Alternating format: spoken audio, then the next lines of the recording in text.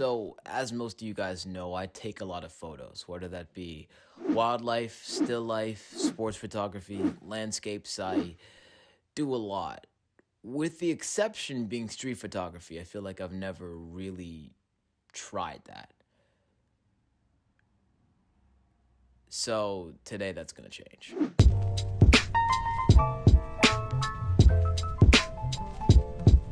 Yeah, I just realized the other day upon watching some videos on YouTube that I myself have never tried to really do this, street photography. Never really tried to do street photography. And what better place to start than Boston, Massachusetts? You guys want to know something that's awesome? When you record this like long, introspective, reflective video that's about like yourself and your relationship to your craft with one AirPod in because you were listening to music prior, right? Then you listen back to the audio and you hear that the microphone was in fact not coming from your phone. No, it's coming from your AirPod. So it sounded pretty potato like this. This is an example. Pretty annoying, right? But essentially, in short, what I was saying was I've been shooting for about half an hour now. My strategy, as it stands right now, is just take more photos. Maybe next time, if I do this, I'll have a more direct plan of what type and what style of photos I'm taking. But this is very much just me exploring and trying to practice my craft. So, yeah, that's ultimately what I was saying in that like 15-minute video that is just not salvageable now because it's so windy. That being said, we carry on. We carry on. While shooting, it wasn't as bad as I expected. A lot of YouTubers in these types of street photography advice videos detailed, confidence is really an issue. And while I feel as though I wasn't scared behind the camera per se, taking photos of strangers is weird. It felt really weird.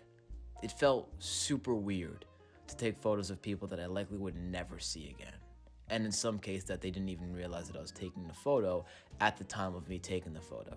That felt weird, I'll be honest. But in this, I guess, lane of photography, you just kind of got to get used to it. Because a lot of it feels weird. And obviously, being that my main priority, being that my main priority was shooting, I didn't take that many videos because I only have one camera, excluding my phone, that shoots in 4K, and I like my videos to be relatively consistent. So I took a lot of photos, didn't take that many videos. So if this does become a series, you guys comment down below if that's something that you'd be interested in me making this a series as I develop my street photography prowess and skill. Yeah, I didn't get too much B-roll, but I did get distracted. Okay, so it's super windy up here. Hopefully you guys can hear me.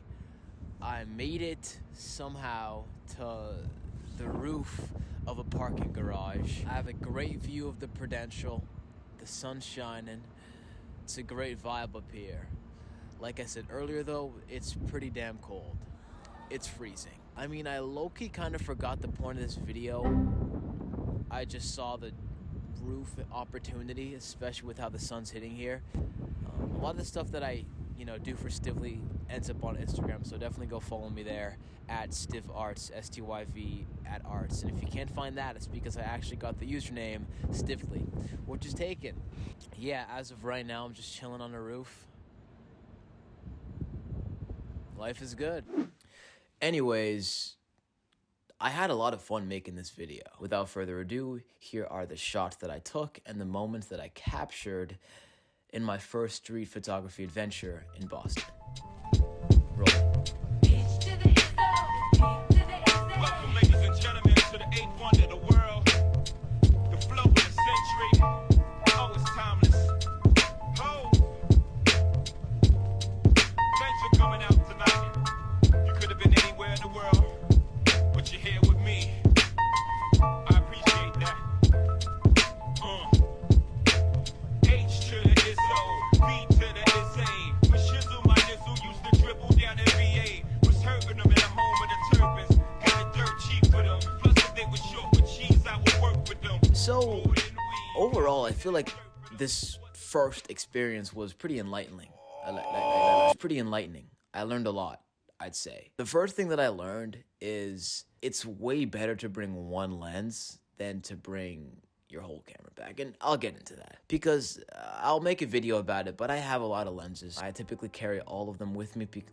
I typically carry the majority of my lenses with me because you never know what I'm gonna capture or what I'm gonna want to take photos of. It was a problem because what I found myself doing was frequently trying to switch and in my mind framing that, oh no, this photo would be better had I taken it with 85.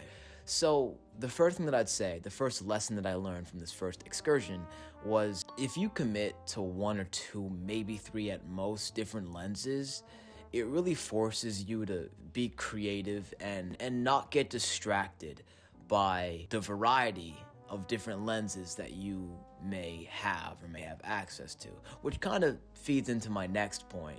Always be ready. There was really no transition there at all. The second thing I learned was just always be ready. Like, for example, there's one moment I was walking down Newbury Street. I put them both away because I was checking my phone or something, and it was like a 30-second interval, right? I was texting someone back, and suddenly I see this gang of bikers that just rev and do wheelies, skirt down Newbury Street. That would have been a great photo, especially with the lighting in the moment, but I just wasn't ready. So the second thing I'd say is just try to always be ready. It makes a difference. The third thing is just take the photo. I mentioned earlier in this video there were moments where I'd feel self-conscious and awkward about taking photos of strangers, albeit that's not rare.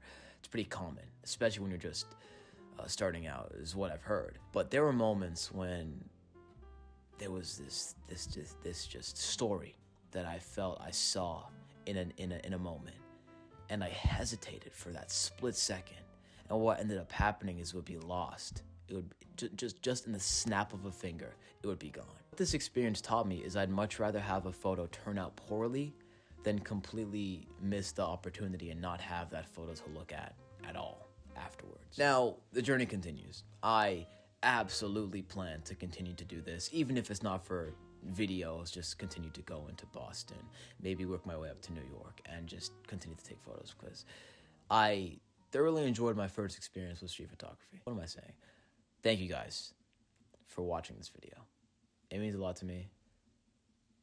Every subscriber counts. I thank all 2,108 of you. Whenever I upload this, I have no idea, but I hope you guys are having a great day, great morning, great afternoon, great time, and I'll see you in the next video.